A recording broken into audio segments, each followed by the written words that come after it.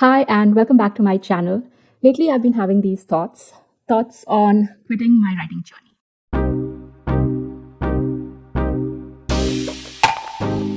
Strange, I know, especially given that not so long ago, I was thinking about ways that I can make this writing hobby into a full time thing. So here's the thing, I've been doing some serious soul searching, talking to people who are close to me, and journaling the old fashioned way. Back in the day when I had a 9 to 5 job, I'd write and work on my novel during commutes, lunch breaks, dreaming about the day I could do this writing thing full time. But now that I can, I'm thinking about pressing the eject button and calling it quits. Strange, I know, but what happened? So today I'm sharing why I thought about quitting and what you can learn from my chaotic brainwave. Spoiler alert, I'm not quitting, but I am planning to change my game plan. I've been mulling over throwing in the towel, and it might sound crazy, but here's why I've been giving it serious thought. Back when I kicked off this whole journey, it was an escape, my creative sanctuary. Fast forward, and I've turned my passion into a full blown business. From cozy part time writing during coffee breaks, it morphed into a 24/7, 365 days a year hustle. My brain's become this never ending loop of plot lines and character arcs and book marketing, how to increase book sales, and to make matters crazier, I threw in this YouTube channel. So now I was not just writing, I was also talking to you about it. The writing part, the publishing part, it may look like a mere fraction of my day, but for the rest of my day, I'm on this wild ride where I'm strategizing videos and I'm chasing this YouTube algorithm. I created this YouTube channel to provide help that I wish I had when I was starting off and create a community. I poured my heart into this channel, wanting it to not just be a place where I'm blabbering about writing, but also be a space where other writers are uplifting each other. But it didn't quite pan out that way. I think I nailed the helping fellow writers part of it with my how to videos and answering questions, but I stumbled with the building a community part of it. And honestly, it's a bit of a bummer. When I started off, things were different. But now it's like the Wild West with the publishing industry, with all the changes that's going on. I'm sure you know about it if you've been keeping up with the news.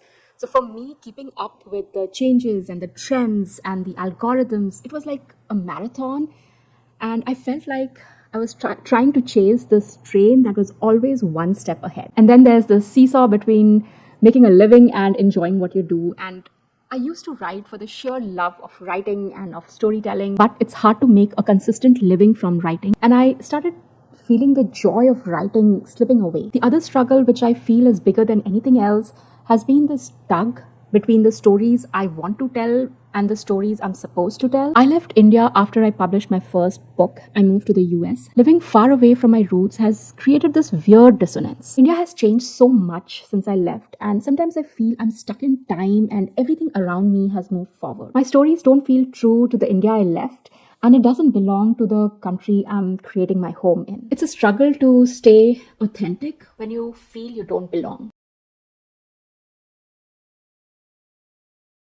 After digging in deep, it hit me like a brick wall that I need to change my game, and here's how I'm doing it. Chasing joy, not success. Back in the day, writing was a secret escape, my zen zone. So I hit the brakes and I asked myself, where did the joy go? It's time to get back to why I started in the first place. Let's talk about this right to market frenzy. I tried it and it's not for me right now. I don't have the bandwidth to churn out stories. I want to tell stories that resonate with me and not that's just trending. Picture this, an old writer at her desk, surrounded by her own novels, smiling at the journey. I want to be that writer. I tried that hustle mindset and I was miserable. It's not for me.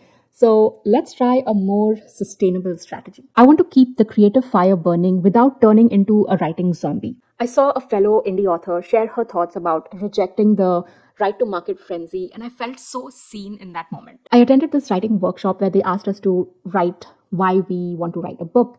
And amongst many things that I answered, one of them was for money. And that's not a wrong answer.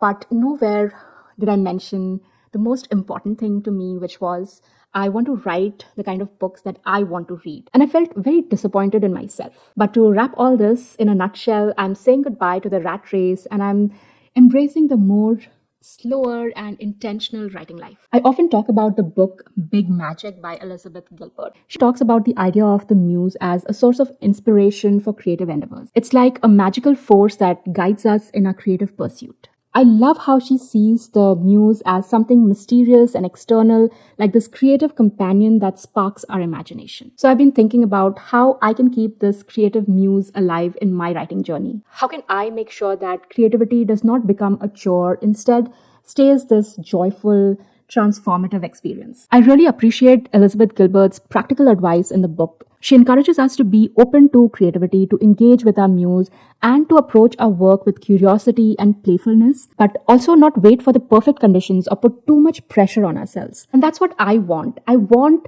my writing to be this delightful and exciting process and not become this stress inducing task. Keeping the muse alive and having a curious and playful approach to writing is nice in theory, but we live in a real world with real bills to pay.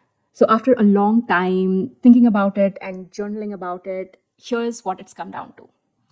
I have to make a mental shift. I've taken a step back and reevaluated things, and what it's come down to is that I don't want my main motivation for writing to be a royalties check. Now, it's not like I'm abandoning the idea of making a living from my writing. It's still a part of the game, but the game itself is changing. I want a healthier, more balanced life. Writing shouldn't be this race against time and health and sanity just to get to a financial goal. And I had this epiphany.